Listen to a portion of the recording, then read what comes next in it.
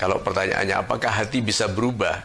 Tidak ada apapun yang berubahnya lebih cepat daripada hati. Sangat cepat berubah hati itu. Kita sedang senang-senangnya tentang seseorang, mendengar kabar bahwa dia memfitnah kita, itu langsung berubah. Gitu tuh.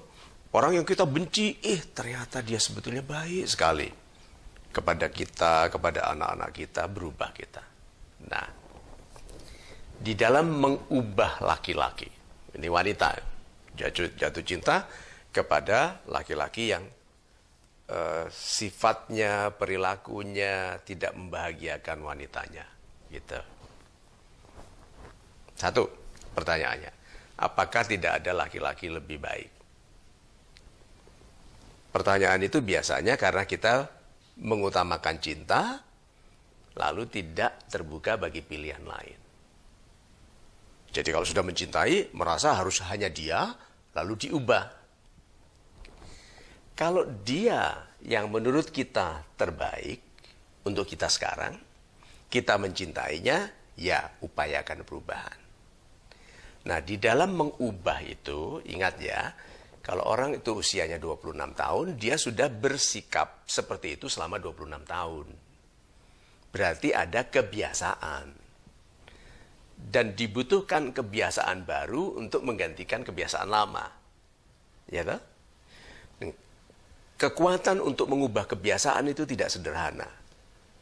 Contohnya saja, orang yang sudah terbiasa merokok, itu hanya akan berhenti biasanya karena dua hal. Satu, karena jatuh cinta kepada orang yang mau tidak mau dia harus berhenti merokok. Dia akan berhenti merokok, jatuh cinta. Kedua, ancaman kematian. Kalau dokter sudah bilang, umurmu hanya tinggal 3 bulan. Gitu. Baru dia berhenti merokok. Itu demikian kuatnya kebiasaan.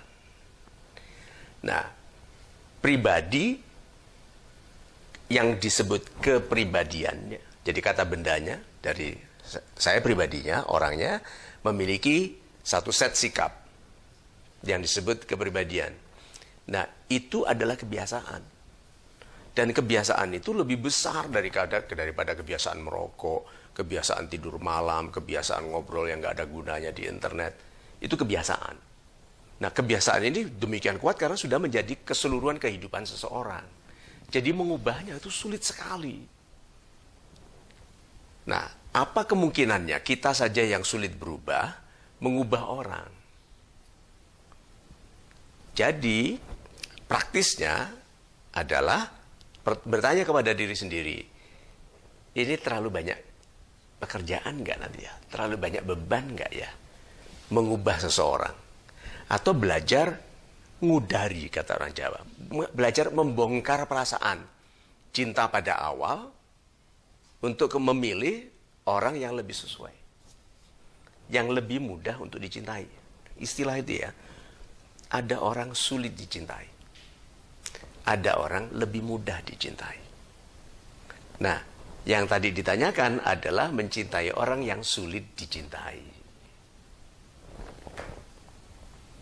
Kenapa sulit dicintai? Karena tidak sesuai dengan kita. Jadi, berapa persen kesesuaian? Oke, kalau 100% sesuai, plek, pas gitu ya. 100% sesuai. Tapi saya sesuai Pak, sesuainya sedikit gitu, sekuku. Ini banyak berantemnya, banyak tidak cocoknya. Dia hobinya kemana, temannya ke sana, temannya ini ke sana. Suka makanannya beda. Lihat itu, yang sama apa? Hanya nama belakang di KTP. Ya toh? Nah, keputusan untuk meneruskan cinta lebih penting daripada jatuh cintanya. Jatuh cinta itu bisa terjadi kapanpun. Melihat seorang terbelalak, melihatnya jatuh cinta pada matanya, salahnya dia menikahi seluruh orangnya. Padahal yang disukainya hanya matanya. Pak, kan tadi Bapak bilang hati paling cepat berubah. Hati paling cepat berubah. Kita suka dengan seorang, banyak kan dia ada, oh dia ternyata begini, ada yang buruk gitu. Nah, membedakannya ini misalnya ketika melihat dia seperti itu, kita tuh tetap pasti dia mungkin bisa berubah ya nanti. Itu satu bentuk ketululan atau memang sudah di luar logika Pak yang namanya cinta itu Pak? Gini, wanita yang mempertahankan laki-laki tidak baik dengan alasan terlanjur cinta pasti karena ada masalah pada rasa percaya dirinya. Kalau dia percaya diri, bisa menemukan laki-laki lain, bisa menggantikannya kapanpun, dia akan tinggal laki-laki yang tidak baik. Tapi kalau kita ada rasa tidak percaya diri, sulit menemukan cinta, sulit dicintai, sulit mencintai, pasti mempertahankan seseorang yang tidak begitu baik. Alasannya terlanjur cinta. Bukan. Alasannya minder. Sebuah ketululan, sebuah bentuk kebodohan, ya kalau minder itu wajar, tapi kalau minder digunakan untuk merugikan diri sendiri, itu tulul.